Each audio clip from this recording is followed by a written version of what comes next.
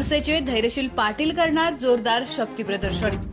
पाहुयात सविस्तर वृत्त। सातारा लोकसभा मतदारसंघाचे महायुतीचे उमेदवार आणि छत्रपती शिवाजी महाराज यांचे थेट वंशज श्रीमंत उदयनराजे भोसले यांच्या प्रचारार्थ कराड येथे पंतप्रधान नरेंद्र मोदी यांची जाहीर सभा होत आहे।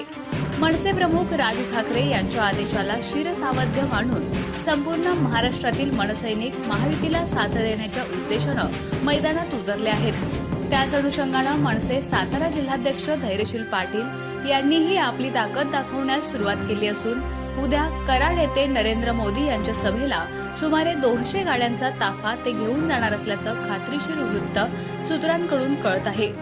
मूळचे मानखटाव विधानसभा मतदारसंघातील असणारे धैर्यशील पाटील यांनी आपली ताकद दाखवायला सुरुवात केली असून सातारा लोकसभेसाठी ते 200 गाड्या नेण्याची तयारी त्यांनी सुरू केल्याची माहिती मिळत आहे।